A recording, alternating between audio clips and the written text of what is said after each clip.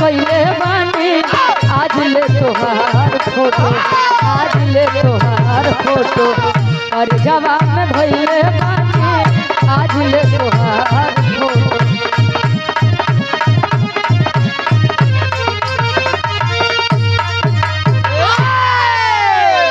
के समय और आज के समय में जमीन आसमान के अंतर बा।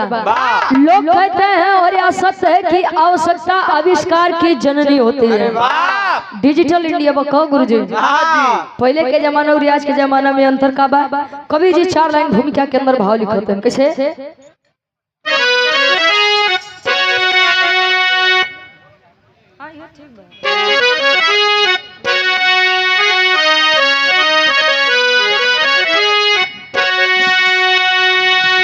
अरे इंसाफ करने का जज्बा कहाँ, राजतंत्र में पहले जो होता रहा। अरे दिन गुजरते गए सूरज ढलता गया, मानो मानो मानवता को खोता गया। अरे राजतंत्र की कहती मैं गाथा सुनो, अरे बादशाहों का जब भी जमाना रहा,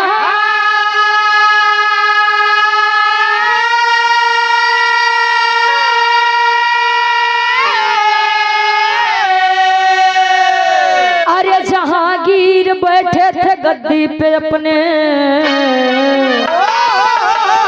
रुचि इंसाफ क्या क्या फसाना रहा।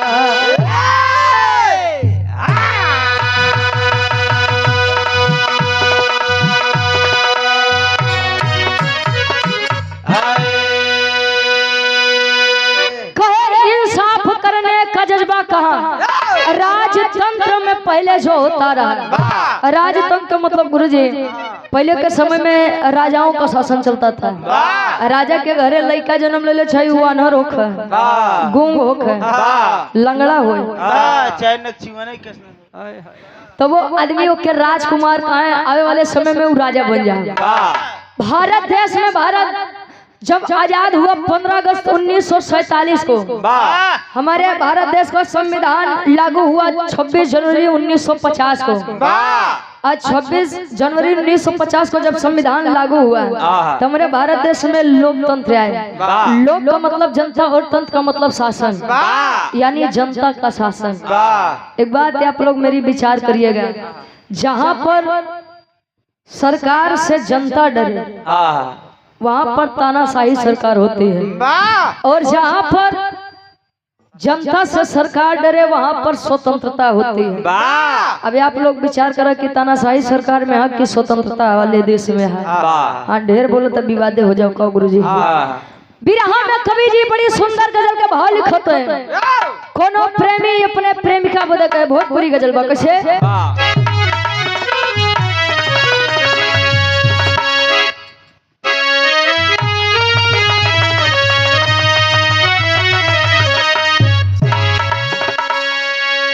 अरे तुम मेरे बाद,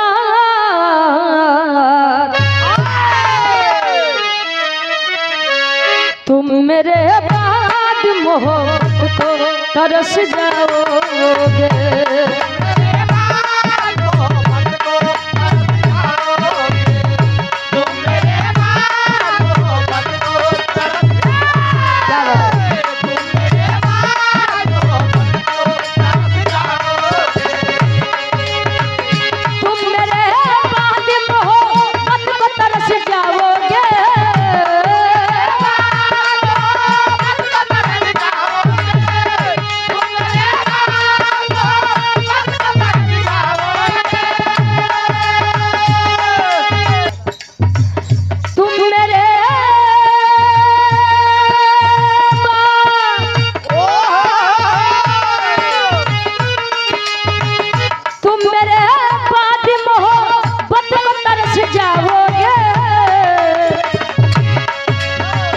अजनबी शहर है जा बेवफा अजनबी शहर है चाहत को तरस जाओगे, अजनबी शहर है चाहत को क्या बात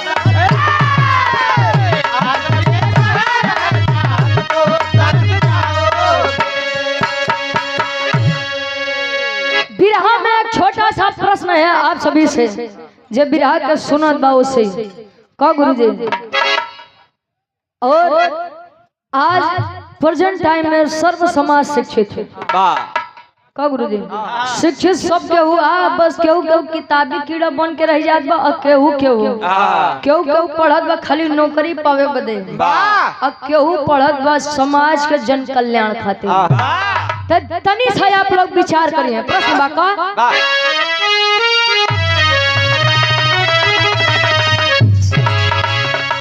अरे राजा विद्वान,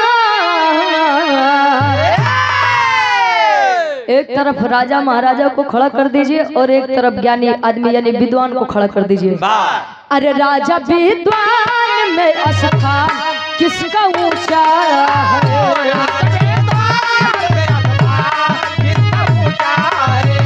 राजा विद्वान में स्थान किसका ऊंचा है, राजा विद्वान में स्थान किसका ऊंचा है,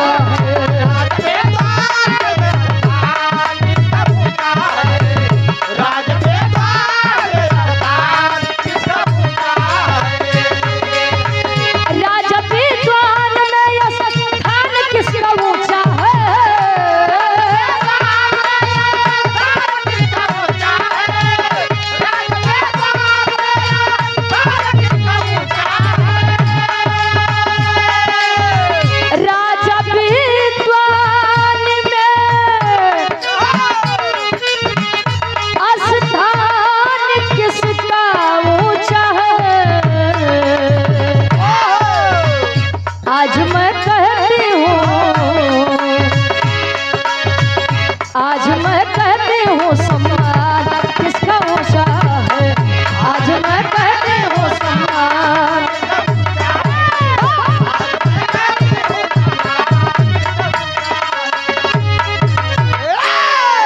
कहे राजा विद्वान में स्थान किसका ऊंचा है। जरा विचार करिए कि अगर घोड़ा के गधा के आप लोग कुर्सी दे देबा तो वो बैठी नहीं, वो अपने सर में फंसा के घूमे लगी का गुरुजी।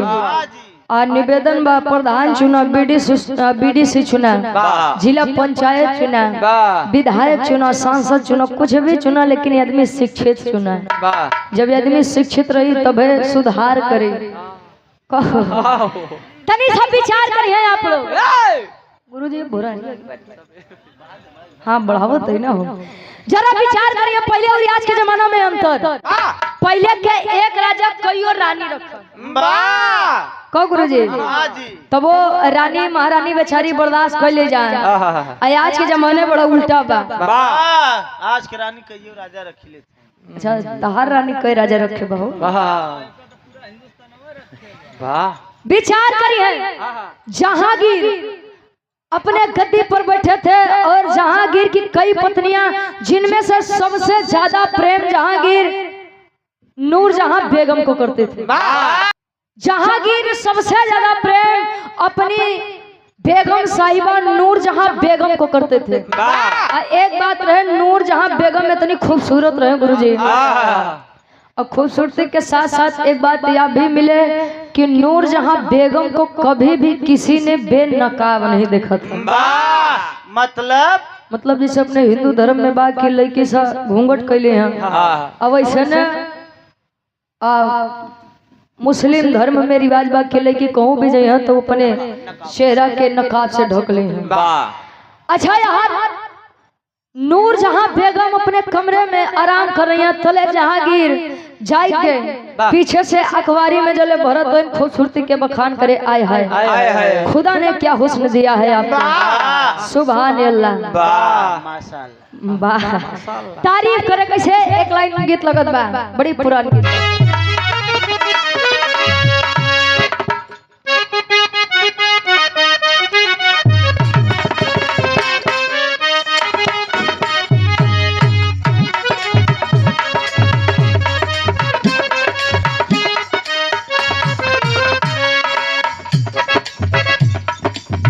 कजरा मोहब्बत वाला अखियों में ऐसे डाला।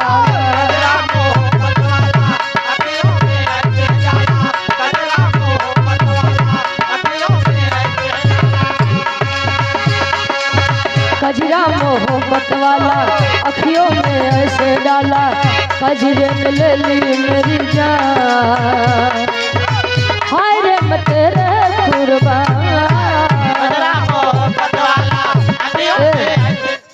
तारीफ करे जहांगीर नूर जहां बेगम के से मल्ला हम खुशी जी के खूबसूरती के बखान करी, खुशी जी के खूबसूरती के बखान करी। आय हाय रे मेरी रानी जहांगीर कहे, आय हाय रे मेरी रानी गजबे बात होती जाना, आय हाय रे मेरी रानी गजबे बात होती जवानी, आय हाय रे मेरी रानी गजबे बात होती जवानी, आय हाय रे मेरी रानी गजबे बात होती जवानी, आम के खाती जैसे खेलू करू की ज्यादा सा, आय हाय रे मेरी रानी गजबे कहे आय हाय रे मेरी रानी गजबे बतोरी जवानी। वाह, बनाने वाले ने क्या बनाया है आपको, आपकी खूबसूरती का कोई जोड़ नहीं, कोई जवाब नहीं। अरे वाह, जहांगीर के बतिया सुन के नूर जहां बेगम कहे कि ढेर मस्का मत लगावा, अब तोरे लगे तबे आओ जब हमार शर्त पूरा होई। शर्त का बा कि हमके धनुष और बाण चलावे के सीखे के बाद कहें तब कहें कि वैसे भी ये खूबसूरत चेहरा पे ये खूबसूरत अदायगी बड़ा सुंदर लगे। अच्छा, नूर जहां बेगम के धनुष बाण चलावे सिखाते हैं, 1 दिन 2 दिन 3 दिन 4 दिन 5 दिन बीता गवा, और धीरे धीरे जब दिन बीता गवा गुरुजी मतलब गुजरत चला गवा। ए भैया, एक दिन जहांगीर अपने राज दरबार में बैठे हुए हैं, राज सिंहासन पर दरबार लगा के, और नूर जहां बेगम अकेले बैठी हैं, तले देखते हैं एक पेड़ के डाली पर एक कौआ बैठा है। काला वाला। हाँ, जब कौआ देखते हैं कौआ करिए होते कहे काला कौआ बैठा, तब नूर जहां बेगम विचार करे कि हमार राजा हमार सैया इतना दिन से हमके धनुष और बाण चलावे सिखावते हैं, आज काहे नहीं अपन परीक्षा अपने हाथ ले अजले धनुष पर बाण रखत है, तले होत का टेरी के भाव लगल बा।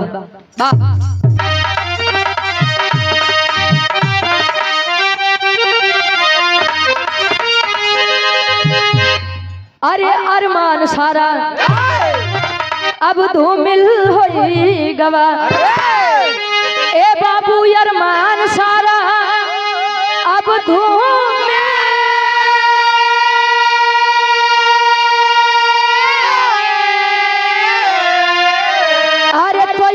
सारा अब धूमिल होई गवा, तब बेगम बाण चलाई मरा एक इंसान, कहे बेगम बाण चलाई मरा एक इंसान, अरमान सारा धूमिल होई गवा। निशाना बा उ कौआ तरफ, जब मान लो धनुष से बाण छूटत बा, कौआ अपने तरफ खतरे को आता देख उड़ा है डाली से। अब अगर गुरुजी बाण छूटा बा तो बाण कहूँ न कहूँ जाए के लगी। और वही पेड़ के किनारे एक तालाब रहे जिन्हें हिंदू धर्म के धोबी और धोबी कपड़ा धोते हैं। जब कपड़ा धोते हैं अचानक से बाण आकर के धोबी के सीने में लगा है। जब धोबी के सीने में लगा रो रही है वह धोबी। एक बात आप लोग जानत होबा, हैदर अली गुरुजी एक गीत गावे कि दुश्मन मिले सवेरे मगर मतलबी यार न मिले, अरुणुआ रहा जन्म भर मगर करकसा नार न मिले, करकसा नार न मिले। जिंदगी अकेले बिताइला चले, लेकिन मेहरारू अगर दल बदलू मिल जाए गुरुजी, दल बदलू मेहरारू से बढ़िया बा कि वो अकेले जिंदगी बिता। रोमत बाऊ धोबी लेकर चली है अपनी पति की लाश को जहांगीर के दरबार के सामने, और जब जहांगीर के दरबार के सामने पहुंची है, जा करके अपना घुटना टेक कर बैठी है और हाथ जोड़कर एक बात कहे, जहांगीर से बिरहा के आखिरी तरज लगत बा।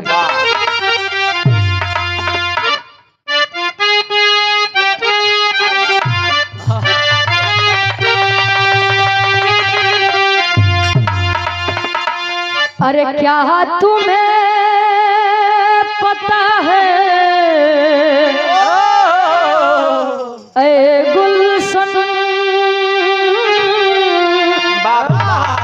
क्या तुम्हें पता है ऐ गुलशन मेरे दिल भर आने वाले हैं। क्या तुम्हें पता है ऐ गुलशन मेरे दिल भर आने वाले हैं। क्या तुम्हें पता है अरे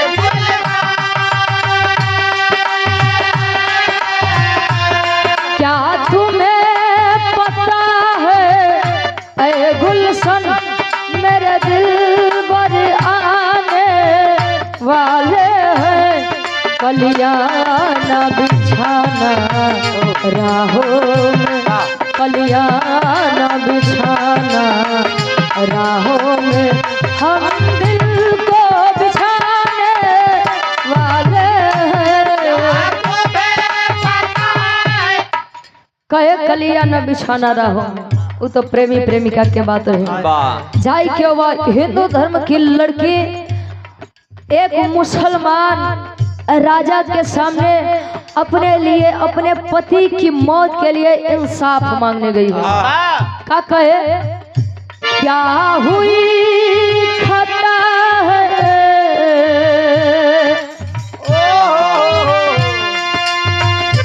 क्या हुई खता है ऐसा अब मेरा कौन सहारा है।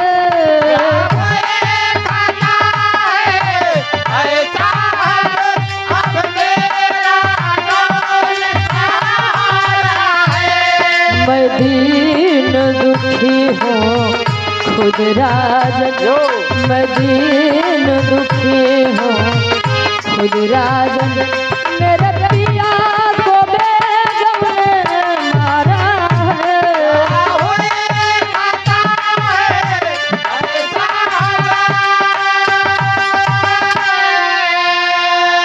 जाई क्यों लड़की कहे कि राजा साहब क्या मुझे भी इस राज दरबार में कुछ कहने अपने लिए इंसाफ मांगने का हक है, अधिकार है। राजा साहब बोले क्यों नहीं, अगर तुम हमारी प्रजा हो तो तुम्हें भी उतना ही हक और अधिकार है जितना बाकियों को है। बोल क्या हुआ है तेरे साथ। वो दो दिन बताओ कि साहब अगर गलती से भी अगर हमारे किसी अपनों को किसी के द्वारा छीन लिया जाए तो उसके साथ क्या किया जाए। कहें कि गलती छोटी हो बड़ी हो, जान के हो अनजाने में हो, लेकिन अगर उस छोटी भी गलती की वजह से कोई अपना हमसे दूर जाए तो उसे बड़ी से बड़ी सजा देनी चाहिए। क्या किया है तेरे साथ और किसने किया है तेरे साथ। कहे साहब छोटा मुंह बड़ी बात कहते हुए अच्छी नहीं लगूंगी, लेकिन मैं अपने पति के साथ प्रत्येक दिन की तरह अपना कार्य करने के लिए तालाब के किनारे आई थी और मेरे पति को बेकसूर मार दिया गया। किसके द्वारा। आपकी पत्नी नूरजहां बेगम जी के द्वारा। इतने में राजा साहब खड़े हो कहे कि ऐ लड़की, ऐ लड़की क्या सबूत है तेरे पास। लड़कियां कहे कि आज हमसे सबूत मांगत है, इसलिए क्योंकि गुनाह करने वाली आपकी बेगम साहिबा है और गुनाह का शिकार मेरा निर्दोष पति हुआ है, इसलिए आज आप मुझसे सबूत मांग रहे हैं। गई है अपने पति की लाश के पास और बाण निकाल के राजा साहब के सामने रखी, कहीं कि राजा साहब अगर पहचानते हैं तो पहचान लीजिए। राजा साहब कहे ओहो ये तो बड़ी गलती हुई है रानी साहिबा से। रानी साहिबा बदे ऐलान करते हैं, सोचिए जिस रानी को कभी किसी ने बेनकाब नहीं देखा था, आज वे राजा साहब ऐलान करते हैं कि नूरजहां बेगम को कह दो कि बेनकाब होकर के इस राज दरबार में सम्मिलित हो। जो कभी पर्दे की आड़ में रहती थी आज एक गुनहगार की तरह राज दरबार में सरेआम खड़ी हुई है। राजा साहब सजा सुनाते हैं, कौन सजा बा। आल्हा के भाव में कवि जी प्रमाण देते हैं।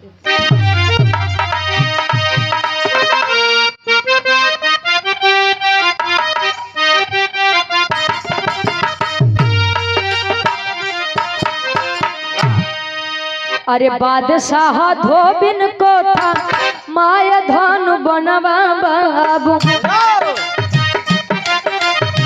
सामने खड़ा भइले सिनेमा के तान।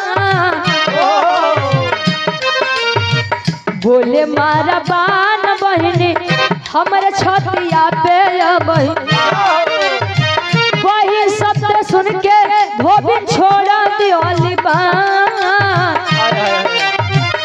बोलली बहनिया भैया गजब विपतिया बाटे नागर के राजा हवा तू हो ही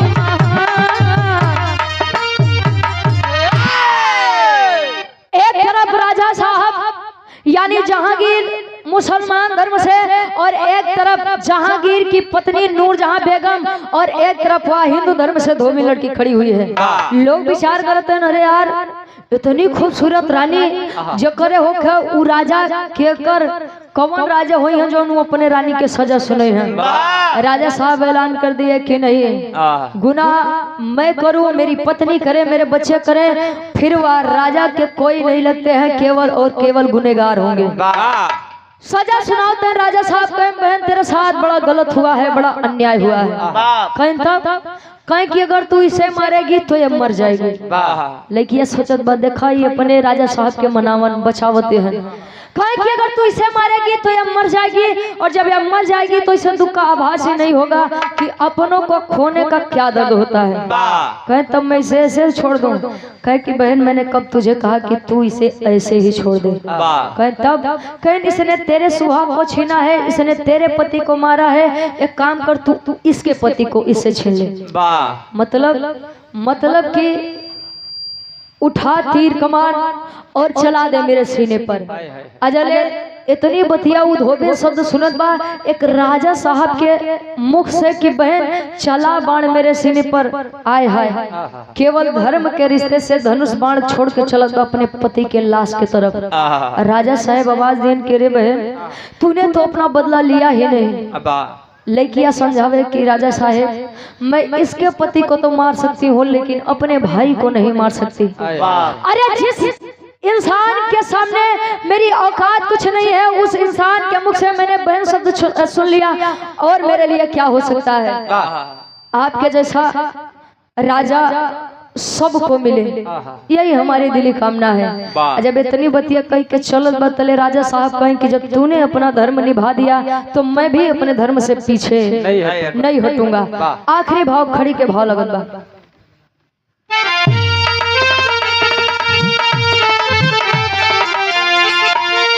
अरे मिला है कितना प्यार मुझे अरे तुझसे बहन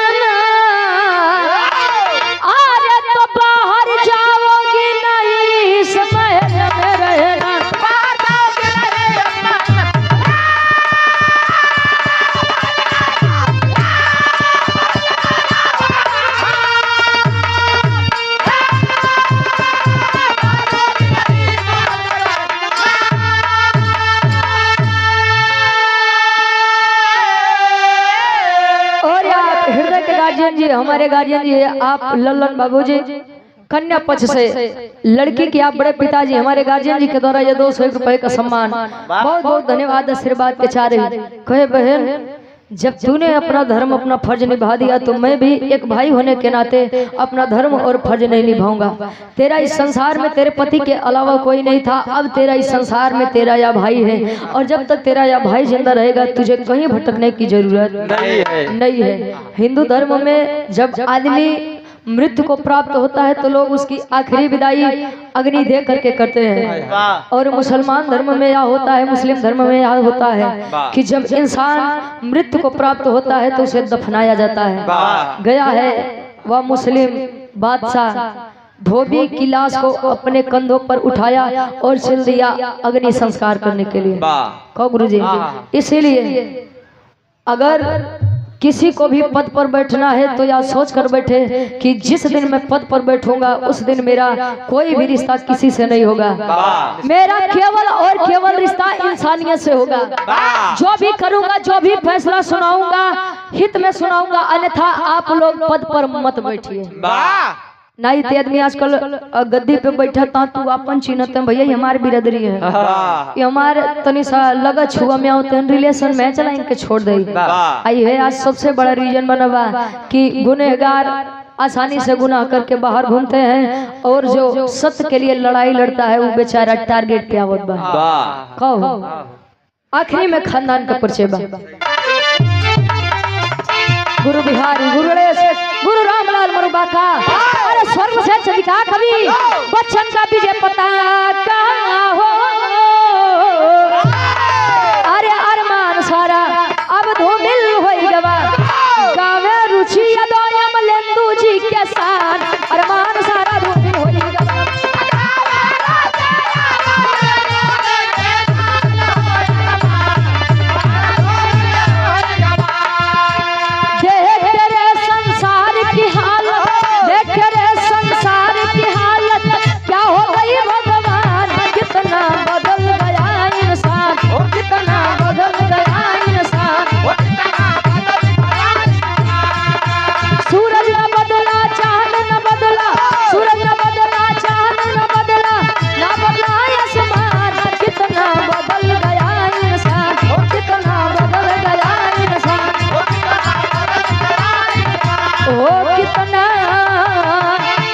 बदल गया इंसान।